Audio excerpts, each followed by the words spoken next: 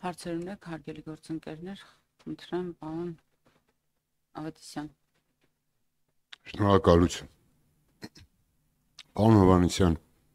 2026 թվականը 2021-26 թվականի ձեր կառավարության ծրագրի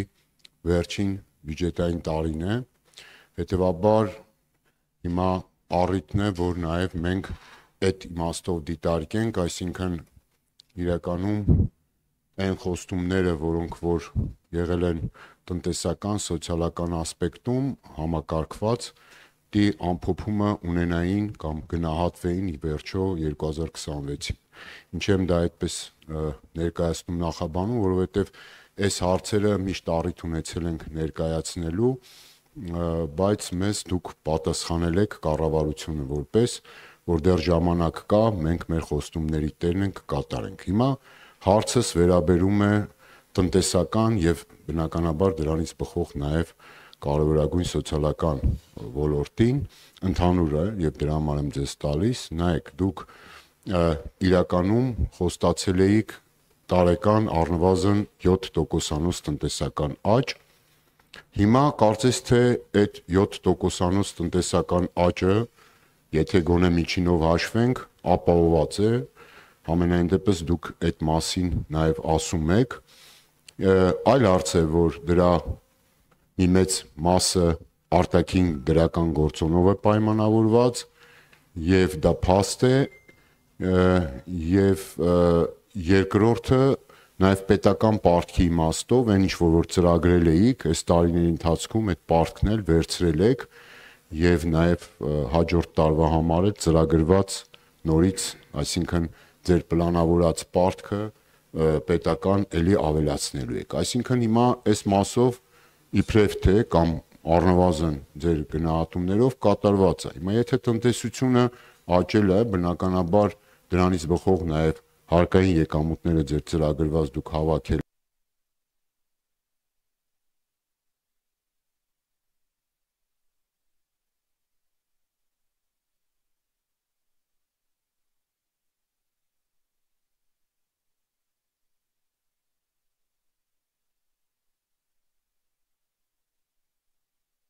եք,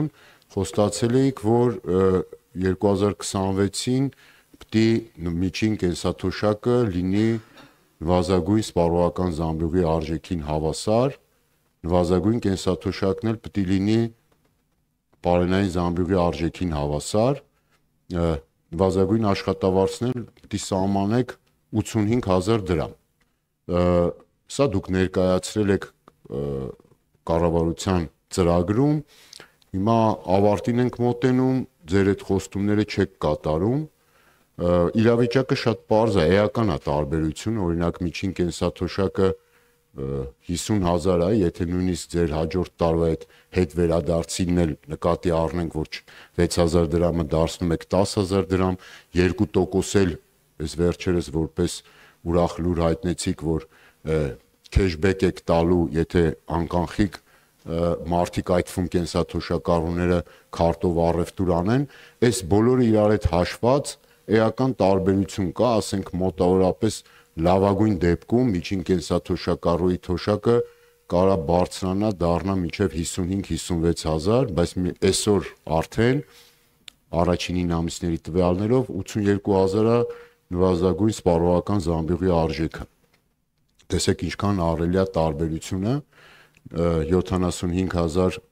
վազագույն աշխատավարձը եւ նույնը նաեւ էական տարբերությունը կա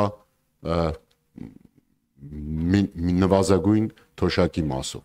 Հիմա տնտեսությունն ցուցանիշները, ապա հարցը սպառ։ Ես դες խնդրում եմ էլի, քանի որ շատ գերատեսչություններ են լինել։ Ես արդեն հարցին եմ ասել։ Աշխատեք 2 րոպեում ձևակերպել էլի հարցը։ Եվ հարցս շատ պարզ է, որտեղ իրավիճակն է պարզ, հիմա դուք այդ ձեր խոստումը չեք կատարել, որովհետև ի սկզբանե դա պոպուլիստական էր եւ նպատակը քաղաքացու մոտ 700,000 քաղաքացու է վերաբերում իրանց քվեն ստանալն էր, թե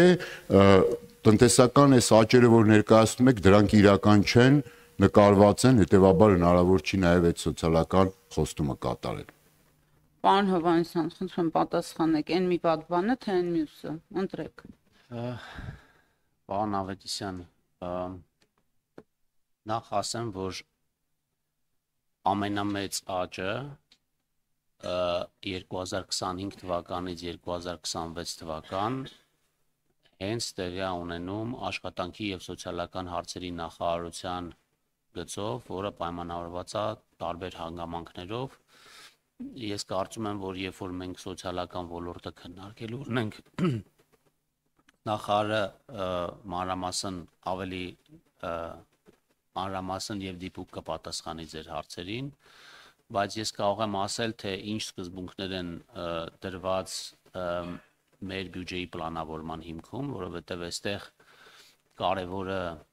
ֆիսկալ կայունության ապահովումն է, որը վերաբերվում է թե պարտքին եւ թե մեր ստանձնած պարտավորությունների պատշաճ կատարմանը եւ տարբեր ոլորտների գերակայությունները եւ առաջնահերթությունները հաշվի առնելով ենք մենք ի վերջո հանգում այն փաստաթղթին, որը ներկայացրել ենք ազգային ժողով։ Ես կարող եմ նաեւ պարտքի մասով ասել, որ մենք ոչ միայն կատարել ենք այն ինչ որ կառավարության ծրագրով նախատեսված էր, որտեղ կառավարության ծրագրով նախատեսված էր պարտքը նվազեցնել 60%-ից ներքև, մենք կարողացել ենք, այսինքն իրավիճակի բերումով եւ նաեւ մեր վարած քաղաքականության հետևանքով կառավարության պարտքը ոչ միայն 60%-ից է ներքև, այլ 50%-ից էլ է ներքև։ Բնականաբար սա պայմանավորված է մի շարք հանգամանքներով, մասնավորապես դրամի արժևորմամբ եւ առաջանցիկ տնտեսական աճով։ Ձեր հարցի պատասխանը ուղիղ ես կդժվարանամ հիմա բարձաբանեմ, վստահ եմ նախարարը կասի, բայց այստեղ վստահ եմ դուք հիմա այս հարցը որ տալիս եք, չեք ակնկալում, որ օրինակ եթե մենք առաջարկենք կամ դուք գայիք առաջարկեիք հիմա, ասեք եկեք կենսաթոշակը բարձրացնենք, միջին կենսաթոշակը այսօր բարձրացնենք, դարձնենք պարնային զամբյուղին համապատասխան, որը պետքա որոշակի անկայունություն բերեր մեր ֆիսկալ միջավայրում, դա կլիներ սխալ քաղաքականություն եւ հենց այդ նույն կենսաթոշակառուները, որոնք պետք է այդ թոշակը ստանային, վստահ եմ ավելի վատ կենսամակարդակ կունենային դրա հետևանքով, քան դրանից առաջ։ Այսինքն այդ հարցերը անդրադառնալուց պետք է մանրամասն նայել, այո, կառավարության ծրագրով բազմաթիվ նախագծեր են ներկայացվել, շատ խոստումներ են տրվել,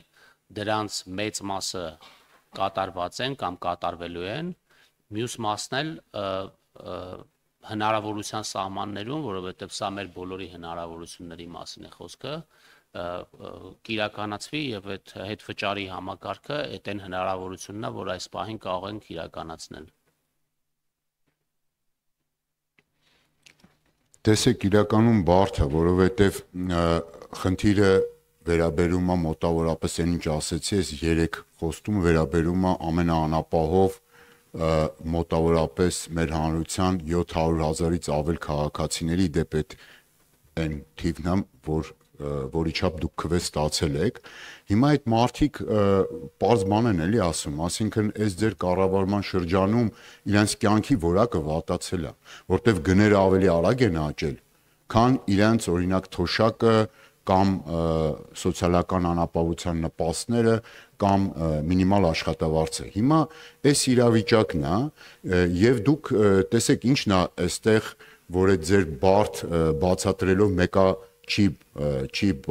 պարզվում։ Մի պարզ բան, խոստացել էիք, ասել էիք 7%-անոց աճ կլինի։ Հիմա եղել է ինչ ֆինանսական անկայունության մասին է։ Տարեկան ձեր 7%-անոց աճը ապահովել եք։ Ասել եք այսքան պարտ կվերցնենք, վերցրել եք։ Հիմա լավ այդ արել եք, իբրև թե տնտեսությունը աճել է։ Հիմա այն չափով, ինչ չափով դուք ծրագրել եք մի բան էլ գուցե ավել։ Հիմա պարզ բան է էլի հարցնում թոշակառուն եւ աշխատող աղքատը։ Ասում է, բայ ինձ ինչի մոռացաք։ Ասում է, բա ես էլ պետք է հիմա ստանայի Պարենային Զամբյուղի արժեքի չափով նվազագույն թոշակ, ինչի չեմ ստանում։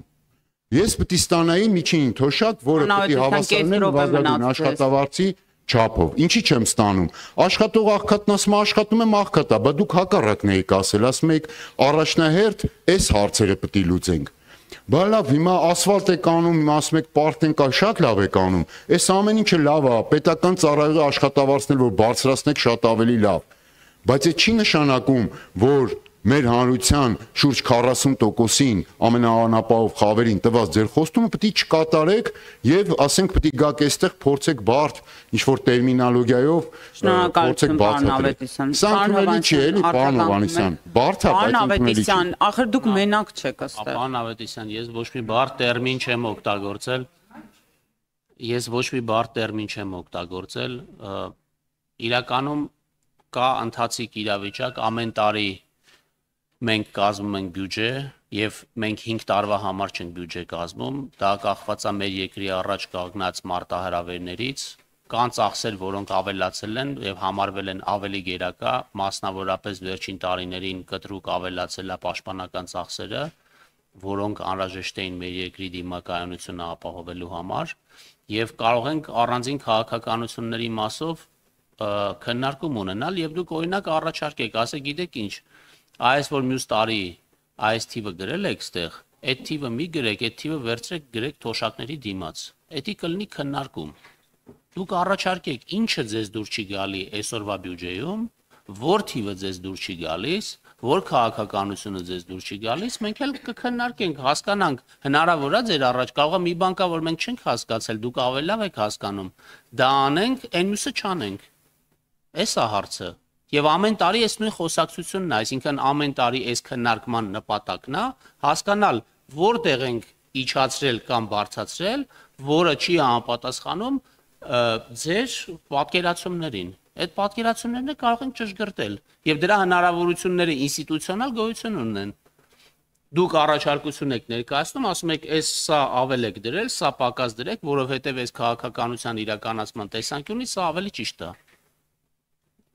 Քանի որ պարոն Ավետիսյան, ձեր հարցը քաղաքական է եւ ֆինանսների նախարարի երևի ուղղելուց առաջ ավելի ճիշտ կներ, օրինակ եթե դա ձեզ իրոք հետաքրքրում էր, չորեքշաբթի օրը հարց ու պատասխանի ժամանակ այդ հարցը ուղղեիք կառավարության ղեկավարին, մեր քաղաքական թիմի ղեկավարին, բայց մի բան ասեմ, պարոն Ավետիսյան, ես ես չէի ընդհատում, լուր լսում եմ, ես դες սովորել եմ արդեն։ Թոշակառուն կամ աշխատող աղքատը իրենց հարցերը ձեր միջոցով մեզ հասնելու կարիք չունեն, մենք իրենց հետ ենք խոսում եւ այդ բոլոր հարցերի պատասխանները իրենց ենք տալու, երբ որ ժամանակը գա, բայց եթե դուք ուզում եք ներկայացնել, որ կառավարության ծրագրում շեղումներ երբեք չեն լինում, ես ձեզ կարող մեջ բերեմ ձեր կառավարման տարիների օրոք կառավարության ծրագրերից ինչ աստիճանով եք շեղվել։ Հիմա կան տարբեր հանգամանքներ, որոնց մասին դուք էլ գիտեք, կան օրինակ տարբեր չնախածեցված ծախսեր, որոնք ֆորս մաժորային իրավիճակների հետևանքով առաջացել են, որոնք թույլ չեն տվել, որ մենք սոցիալական ուղղությամբ որոշ ծախսեր կատարենք, բայց ներկայացնել այնպես, որ աշխատող աղքատների, թոշակառուների մեր բնակչության մասին մենք չգիտենք, դուք պիտի գաք ու մեզ ներկայացնեք, թե իրենք ինչի կարիք ունեն, հավատացնում եմ, որ այդպես չի, բայց մի քանի ամիս դրանում ինքներդ կհամոզվեք։ Շնորհակալություն։ Շնորհակալություն Տիկին Ղազարյան, խնդրեմ։